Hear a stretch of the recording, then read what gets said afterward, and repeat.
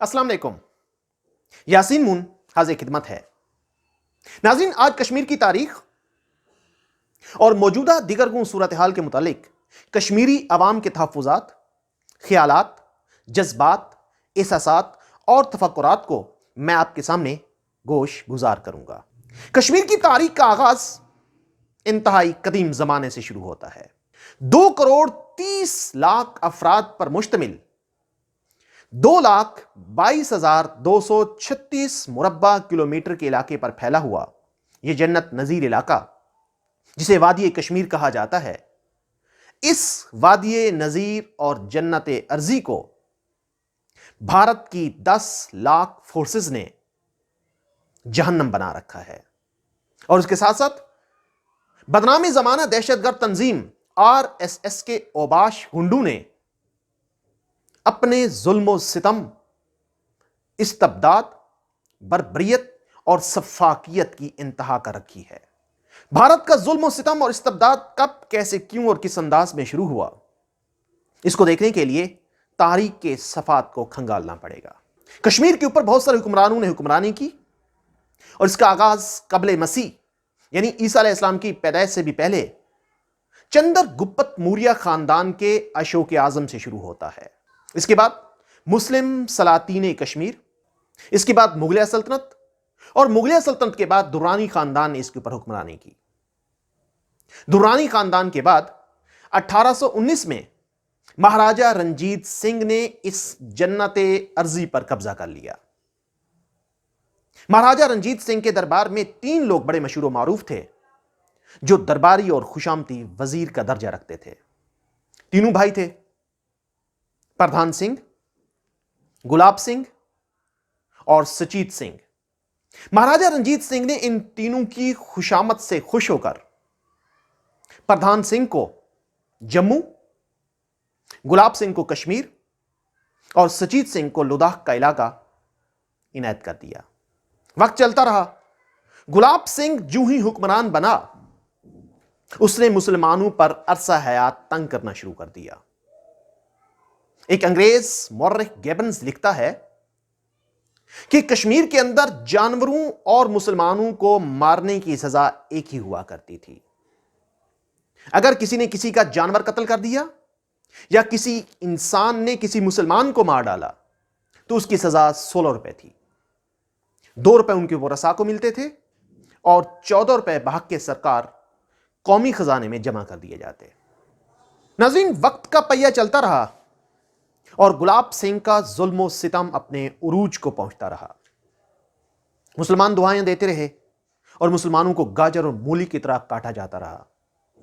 आखिरकार लाहौर के गवर्नर अमीर मोहम्मद खान ने कश्मीर पर हमला किया और मुसलमानों को इस जुल्म और सितम से निजात दिला दी। गुलाब सिंह ने उस वक्त हिंदुस्तान के अंदर अंग्रेज साम्राज्य को दुहाई दी और ईस्ट इंडिया कंपनी अपनी जड़ें मजबूत कर चुकी थी। अंग्रेज ने गुलाब सिंह की आवाज पर लब्बैक कहते हुए कश्मीर के अंदर अपनी फोर्सेस को उतारना शुरू कर दिया, मुसलमानों को शहीद किया और दोबारा अंग्रेज साम्राज्य ने कश्मीर के ऊपर अपना गासबाना तसल्लुत कायम कर लिया। गुलाब सिंह ने इस धरती को दोबारा हासिल करने के लिए अंग्रेजों के साथ साजबाज की और आखिरकार 75 लाख नानक शाही सिक्कों के एवज कश्मीर का इलाका अंग्रेजों से हासिल कर लिया। इकबाल ने इसके बारे में बड़ी खूबसूरत सी बात कही थी फारसी में, दहकाओ किश्तो जुओ खयाबां फरोख्तंद कौमे फरोख्तंद वची अर्जा फरोख्तंद। इकबाल कहते हैं कि मुझे बड़ी हैरानगी हुई कि अंग्रेज ने ना सिर्फ किसानों को बेच दिया, फसलों को बेच दिया, नदी नालों को बेच दिया, हत्ता के फसलों को बेच दिया और इसके साथ साथ पहाड़ों और जमीनों को बेच दिया, बल्कि इंसानों को भी इंतहाई अर्जा कीमत पर फरोख्त कर दिया। गुलाब सिंह के बाद 40 साल हुक्मरानी करने के बाद उसका बेटा कश्मीर के ऊपर हुक्मरान बना। गुलाब सिंह के बाद रणबीर सिंह के बाद उसका बेटा प्रताप सिंह और प्रताप सिंह के बाद उसका बेटा महाराजा हरि सिंह कश्मीर का हुक्मरान बना। اور دوسری طرف ہندوستان کے اندر تحریک آزادی اپنے عروج پر تھی. آہستہ آہستہ سے ہندوستان کو دو قومی نظریے کے تحت تقسیم کیا جا رہا تھا. مسلمان الگ اور ہندو اپنا ایک الگ وطن چاہتے تھے. اور دوسری طرف ہندوستان کے اندر تحریک آزادی کا آغاز ہوا. ہندوستان کے اندر ٹوٹل 635 آزاد اور خود مختار ریاستیں تھیں جن کے اوپر راجے، مہاراجے، نواب اور سردار حکمرانی کیا کرتے تھے. قائد اعظم محمد علی جناح رحمۃ اللہ علیہ بھی 1924، 1926، 1930 اور 1936 کے اندر آپ نے کشمیر کا دورہ سردار ابراہیم کی معیت میں کیا. تمام مسلمان حکمرانوں نے اور کشمیر کی عوام نے قائد اعظم محمد علی جناح رحمۃ اللہ علیہ کے ساتھ تحریک آزادی میں اپنا کردار ادا کرنے کی قسم کھائی. ناظرین، ان 635 ریاستوں کی تقسیم کا فارمولا انتہائی آسان اور سادہ تھا.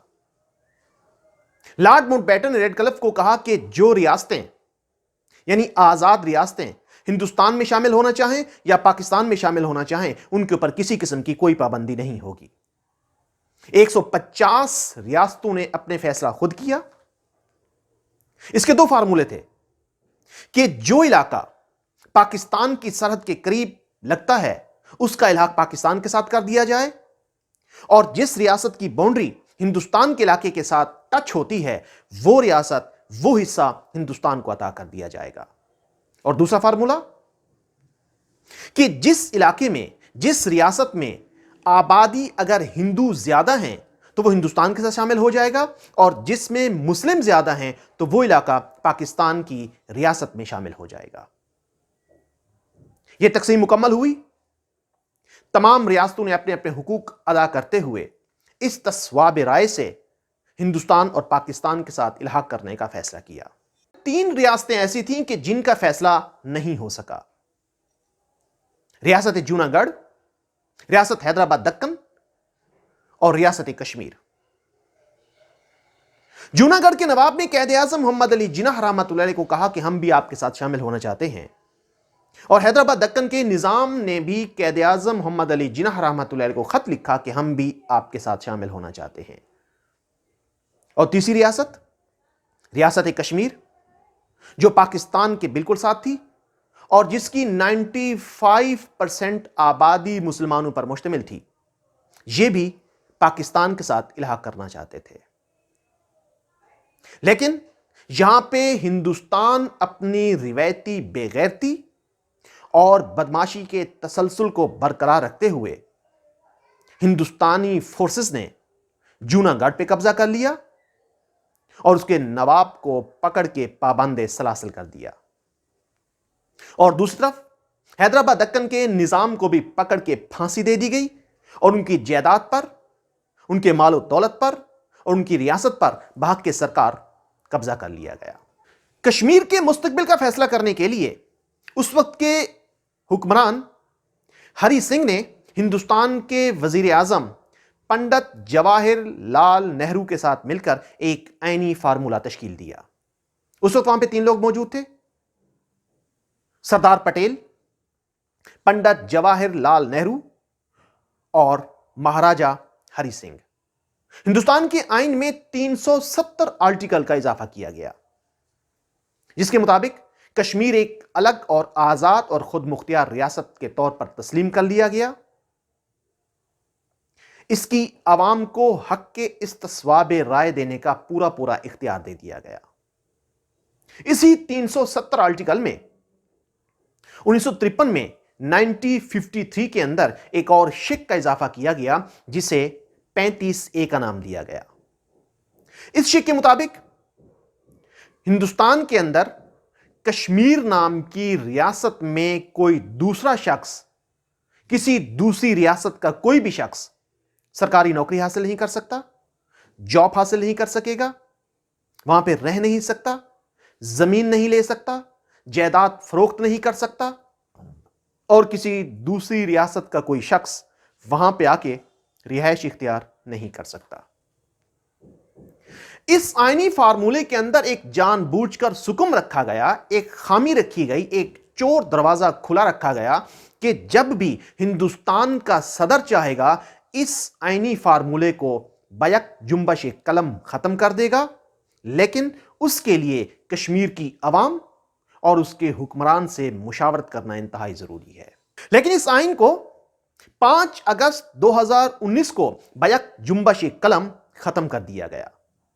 حالانکہ آئین کے اندر یہ واضح طور پہ لکھا ہوا تھا کہ اس آئین کو ختم کرنے سے پہلے کشمیری عوام کی خواہشات کو مد نظر رکھا جائے گا اور کشمیر کے حکمران سے مشاورت بھی لازمی کی جائے گی۔